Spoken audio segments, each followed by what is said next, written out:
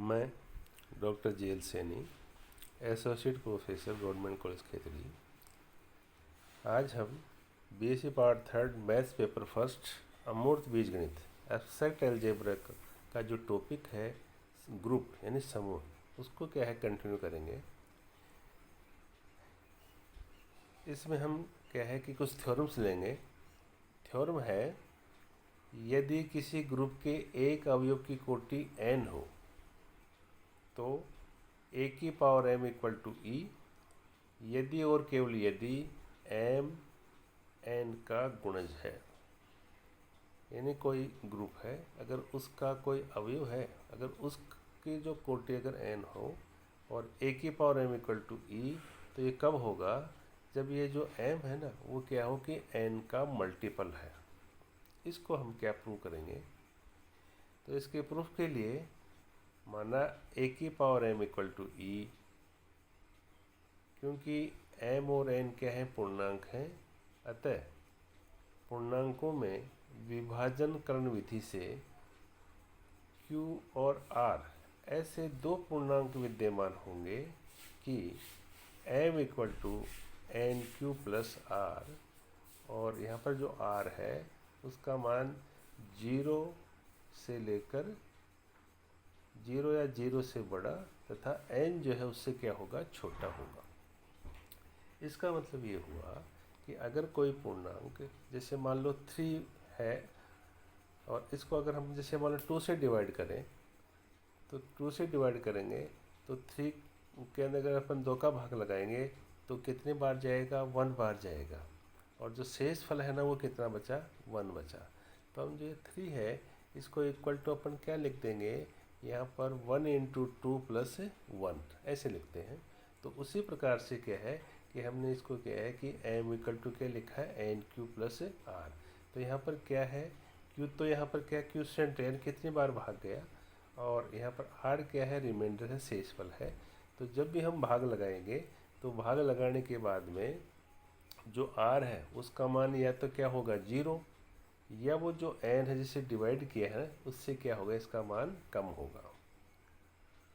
Therefore अब a की power m equal to e implies a की पावर, अब m की जगह हम रख देंगे n q plus r equal to e, implies a की पावर एन क्यू प्लस जो r है इसको हम लिखेंगे घातांक नियम से a की power n q dot a की पावर r इक्वल टू ये e, इम्प्लाइज ऐसे a की पावर n की होल पावर q है ना, ये इसको हम लिखेंगे इंटू a की power r equal to e, implies क्योंकि यहाँ पर ऑर्डर ऑफ है इक्वल टू क्या है? n, यानी a की कोटि क्या है? n है। तो परिभाषा से हम क्या लिखेंगे कि a की power n equal to e। तो यहाँ पर ये जो a की पावर n है ये आ जाएगा e, और ये पावर क्या है? q इंटू a की power r equal to e, implies a की पावर r इक्वल टू, तो या a की पावर q है तो a की पावर q तो क्या तस्मक है, तो क्या आ जाएगा? वो तस्मक आ जाएगा। तस्मक को किसी अवयव के साथ ऑपरेट करते हैं तो क्या आता है? वो अवयव आता है।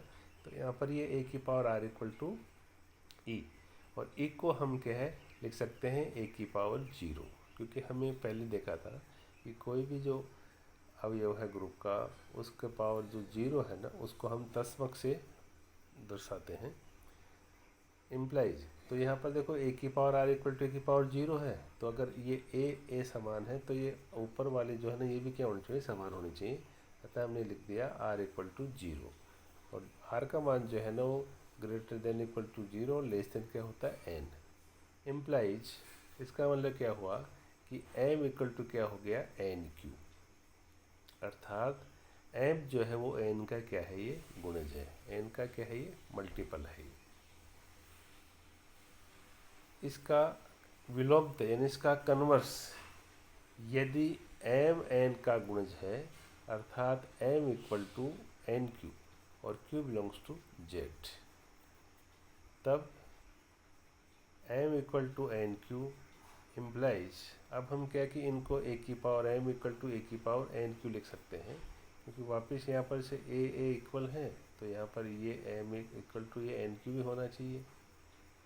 इम्प्लाइज ए की पावर एम इक्वल टू, अब इसको हम लिख सकते हैं ए की पावर एन की पावर क्यू इक्वल टू, या अब ए की पावर एन इक्वल टू क्या आ जाएगा ई, और ए की पावर क्यू, और क्यू क्या है, कोई पूर्णांक है, तो ई की पावर क्या है कि कोई भी पूर्णांक हो, कोई भी संख्या हो, तो क्या आता है, वो ई आता है।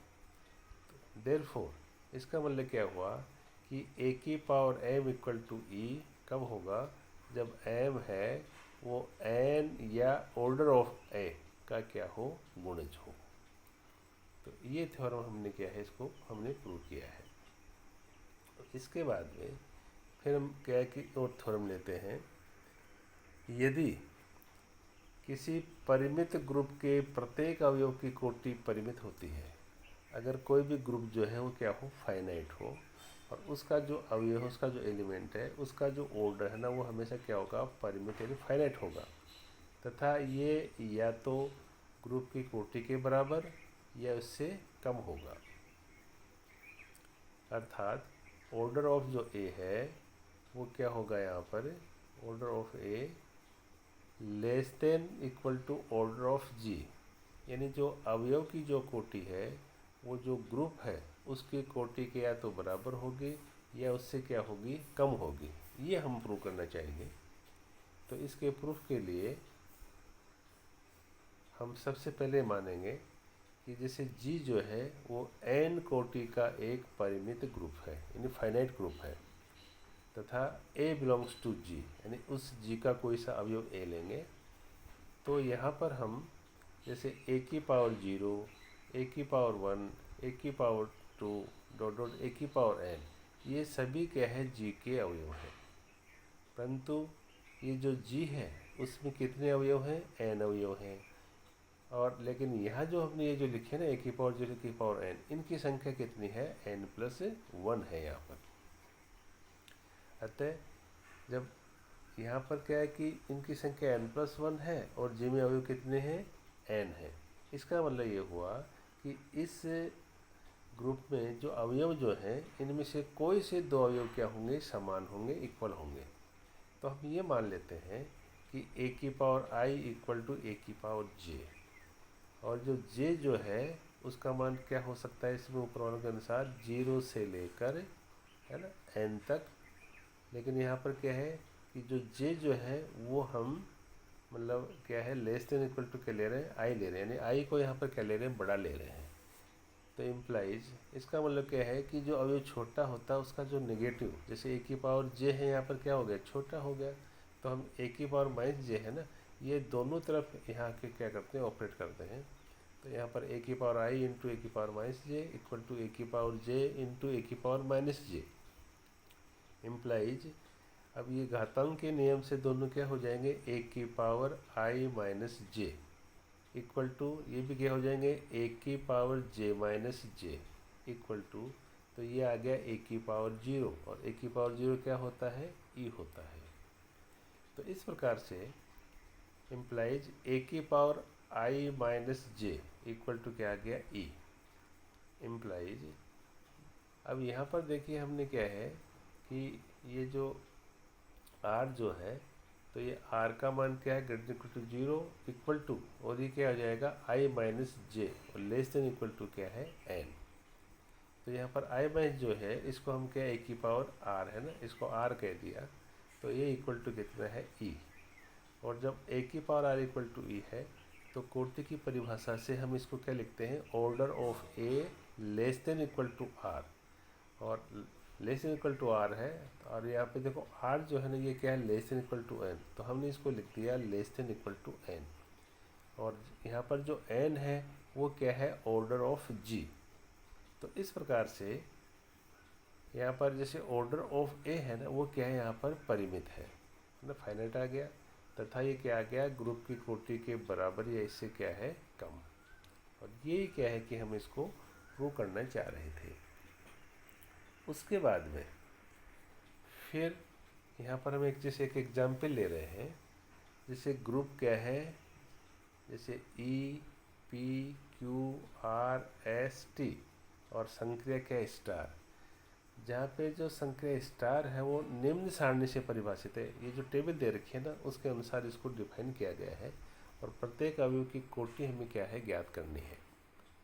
तो इसके लिए यहाँ पर हम क्या करेंगे, इसका प्रत्येक जो अवयव है ना उसका क्या है ऑर्डर ज्ञात करने के लिए, अब देखो जो सारणी जो दे रखी है इसमें क्या है कि जैसे मान लो ये तो यहाँ पर कौन सी हॉरिजॉन्टल लाइन है और ये क्या है, ये वर्टिकल लाइन है ना, ये हॉरिजॉन्टल है, ये क्या है वर्टिकल लाइन है।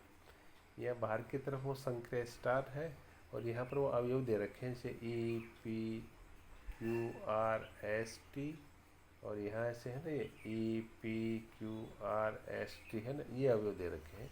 और अब इनको परिभाषा करके दे रखी है कि मान लो जैसे ई स्टार ई है उसको ई स्टार पी को क्या यहाँ पर पी, ई स्टार क्यू को यहाँ पर q, e star r equal to r है ना ये। तो इस ई स्टार इस सब अवयवों के साथ लगाने के बाद में जैसे टेबल जो है ना ये दे रखी है, ऐसे पी के साथ में है ना हमें टेबल में ये दे रखा है, ये जो बता रखा है ना ये वाले, ऐसे क्यू के साथ में है ना सारे ये दे रखे हैं,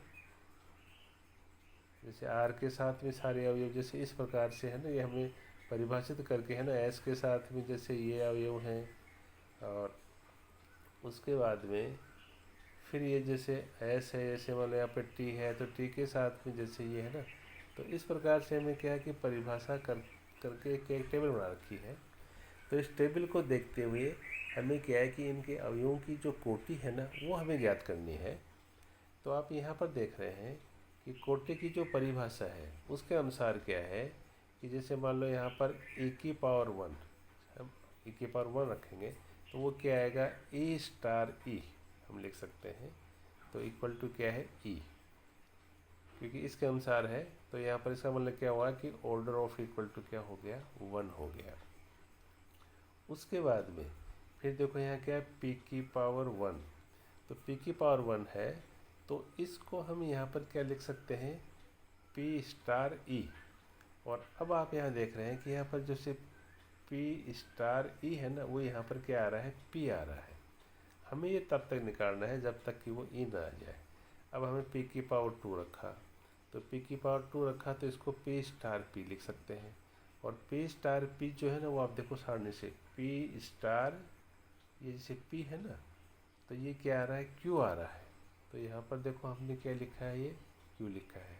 ऐसे जैसे फिर है ना, क्योंकि हमें क्या है p की पावर क्या है, p के ऊपर क्या है कि हमें पूर्णांक घात रखने हैं, और पूर्णांक घात रखने के बाद में जब तक तत्समक ना आ जाए वहाँ तक हम ये रखेंगे।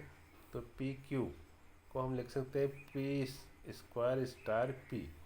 और अगर हम जैसे सारणी से अगर अपन देखें तो यहाँ पर जैसे पी स्टार पी स्क्वायर है तो वो देखो यहाँ पर क्या आ गया क्यू स्टार पी। और जब हम सारणी से देखेंगे तो क्यू स्टार पी है, यहाँ पर आप देख रहे हैं क्यू स्टार पी, तो देखो यहाँ पर ये क्यू है स्टार और ये पी कहाँ पर है ये वाला, तो ये क्या आ गया ई आ गया। तो इसका मतलब यहाँ पर क्या हमने ये लिखा है ई। तो इसका मतलब क्या हुआ कि ऑर्डर ऑफ जो पी है वो इक्वल टू कितना हो गया यहाँ पर 3 हो गया। इस प्रकार से हम जैसे q की पावर 1 है तो इसको हम लिख सकते हैं q स्टार ई, और सारणी से इसका मान क्या आ जाएगा q आ जाएगा। फिर जैसे q की पावर 2 लगाया तो ये इसको हम q स्टार q लिखेंगे तो सारणी से इसका मान क्या आ जाएगा p। फिर जैसे मान लो q क्यूब लगाएंगे तो इस पर लिखेंगे q स्क्वायर स्टार q, और q स्क्वायर है वो यहाँ पर जैसे p है तो p लिख दिया p स्टार q। अब जो सारणी जो दे रखी है उससे यहाँ पर p star q equal to क्या है यहाँ पर e है।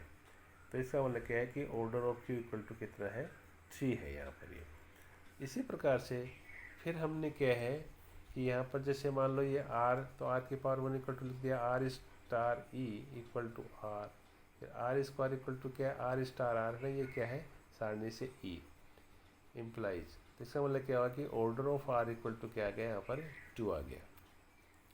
फिर जैसे s की पावर 1 इक्वल टू लिखते हैं s स्टार e यानी s, फिर s की पावर 2 इक्वल टू है तो क्या है s star s equal to क्या आता है वो e आ जाता है। इसका मतलब क्या है कि order of s equal to क्या हो गया यहाँ पर 2 हो गया। उसी प्रकार जैसे t की पावर 1 है तो t star equal to t, और t स्क्वायर को क्या लिखते हैं t स्टार t, यानी ये क्या आ जाता है e है ना सारणी से। इसका मतलब क्या है कि order of t equal to क्या है 2। तो इस प्रकार से यहाँ पर order of R, order of S और ऑर्डर ऑफ टी ये इक्वल टू क्या है 2, तीनों के इक्वल है। इसी प्रकार से ऑर्डर ऑफ पी और ऑर्डर ऑफ क्यू जो है ना वो यहाँ पर क्या है 3 है, और ऑर्डर ऑफ जो ई है वो यहाँ पर क्या है 1 है।